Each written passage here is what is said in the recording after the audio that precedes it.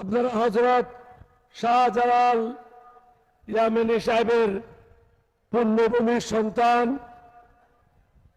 হযরত শাহপরানের পুণ্যভূমির সন্তান এবং আজকে সবচেয়ে আলোচিত নেতা, অত্যন্ত দক্ষ নেতা, জামাত আমির ডক্টর শফিক সাহেব আপনাদের এই সন্তান। মঞ্চে উপবিষ্ট অন্যান্য নেতৃবৃন্দ ভাইয়েরা যারা কষ্ট করে এই মিটিং এর আয়োজন করেছেন, আমি সভাপতি হিসাবে 11 দলীয় জোটের সবার পক্ষ থেকে আপনাদেরকে আন্তরিক মোবারকবাদ জানাচ্ছি। আপনাদের জন্য আরো একটা সুখবর, বর্তমান যিনি প্রধানমন্ত্রী তিনি হলেন আপনাদের দেশের জামাই। তার উদ্দেশ্যে আমি কিছু কথা বলতে চাই। তিনিও চান, আমরাও চাই একটা সুন্দর বাংলাদেশ, জবাবদিহিমূলক বাংলাদেশ। এটা তখনই সম্ভব যখন দেশের ন্যায় বিচার প্রতিষ্ঠা হবে। এটা তখনই সম্ভব যখন দুর্নীতি বন্ধ হবে, সন্ত্রাস বন্ধ হবে, চাঁদাবাজ বন্ধ হবে। এই জিনিসগুলি কিন্তু নিত্যদিনের ঘটনা। মাননীয় প্রধানমন্ত্রীকে বলবো, আপনি যখন বিভিন্ন পদে কাকে পদায়ন করেন তার 20 বছর আগের ইতিহাস ঘেঁটে দেখবেন, কিভাবে সে দুর্নীতি করেছে, সে কোন কোন দায়িত্ব পালন করেছে, সে দায়িত্ব পালনের সময় জনগণের সাথে কিভাবে বেইমানি করেছে। এই জিনিসগুলো যদি আপনি সুন্দরভাবে পরীক্ষা নিরীক্ষা করে না দেখেন, তাহলে আপনি বিএনপির প্রধানমন্ত্রী হবেন, বাংলাদেশের প্রধানমন্ত্রী হতে পারবেন না। আপনাকে বাংলাদেশের প্রধানমন্ত্রী হতে হবে। আপনি বেগম জিয়ার সন্তান, শহীদ রাষ্ট্রপতি জিয়াউর রহমানের সন্তান। জিয়াউর রহমান কি জন্য প্রসিদ্ধ হয়েছিল? I, Major Zia, declare myself as a provisional head of the state. তিনি বাংলাদেশের স্বাধীনতা ঘোষণা করে জাতির দুর্দিনে জনগণকে দিক নির্দেশনা দিয়ে মানুষের মধ্যে প্রসিদ্ধ হয়েছিলেন। বেগম খালেদা জিয়া সংসদীয় গণতন্ত্র প্রতিষ্ঠা করে জনগণের মধ্যে অমরত্ব লাভ করেছেন। আপনি দালালদের কথা না শুনে, চাটুকারদের কথা না শুনে, নিজের বিবেক দিয়ে যে সংস্কারের কথাগুলি জনগণ বলছে এই সংস্কারগুলি করেন। আমি দুইটা মিটিং আগেও বলেছি, একটা বিষয় শুধু আপনার অসুবিধা হতে পারে, সেটা হলো একাধারে প্রধানমন্ত্রী, একাধারে সংসদের নেতা, একাধারে দলীয় প্রধান। আমাদের প্রস্তাব ছিল যিনি প্রধানমন্ত্রী হবেন তিনি দলীয় প্রধান থাকতে পারবেন না। এই বিষয়টা নিয়ে আপনি 11 দলীয় ঐক্যজোটের সাথে কথা বলেন। বাকি কোনো দফা নিয়ে কথা বলার প্রয়োজন নাই।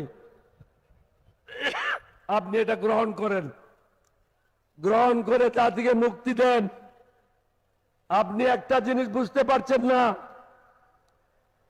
জামাতের রাজনীতি 1975 সালের পর থেকে আমি গভীরভাবে পর্যবেক্ষণ করেছি। আজকে তাদের যে শৃঙ্খলা, তাদের দলের মধ্যে যে রকম ঐক্য, সশস্ত্র বাহিনীতে এরকম নাই। আজকে যদি 3 জন নেতা একসাথে হয়ে যায়, শফিকুর রহমান সাহেবের নেতৃত্বে, আমাদের ছোট ছেলে নাহিদ এবং শেখুল হাদিস মাহমুদুল হক সাহেব 3 জন যদি একসাথে হয়ে যায়, 1 সপ্তাহের মধ্যে আপনার সরকারের পতন হবে, এটা অনিবার্য। এটা ধরে রাখতে পারবেন না, কারণ তারা যে কোনো সময় 20 লক্ষ 30 লক্ষ লোকের সমাবেশ ঢাকাতে ঘটাতে পারবে, টঙ্গী রাস্তা বন্ধ করে দেবে, সায়দাবাদের রাস্তা বন্ধ করে দেবে, মিরপুরের রাস্তা বন্ধ করে দেবে। আপনি কোন দিকে দেশে থাকবেন? আপনাকে এটা বুঝতে হবে।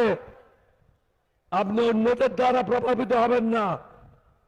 দেশের মানুষের কথা বলে চিন্তা করেন, দেশের মঙ্গলের কথা চিন্তা করেন। মানুষকেও চিরদিন বেঁচে থাকবে না। মানুষ বেঁচে থাকে তার কর্মের মাধ্যমে, টাকা দিয়ে নয়, পদ দিয়ে নয়। আপনি প্রধানমন্ত্রীর জন্য জনগণের মধ্যে বেঁচে থাকবেন না।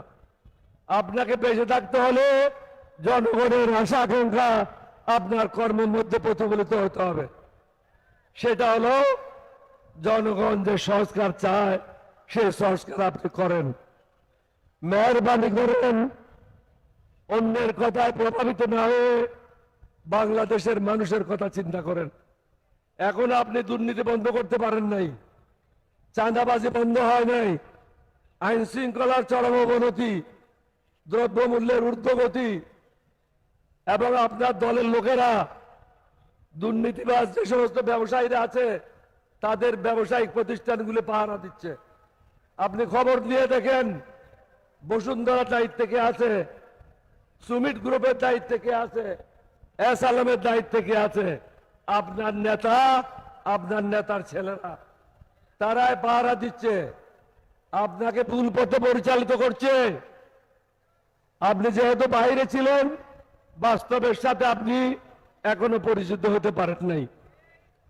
আমি অনুরোধ করব সিলেটবাসীর পক্ষ থেকে, আপনি জনগণের প্রধানমন্ত্রী হন, বিএনপির প্রধানমন্ত্রী না। জনগণের প্রধানমন্ত্রী হতে হলে জনগণের আশা আকাঙ্ক্ষার প্রতিফলন ঘটাতে হবে।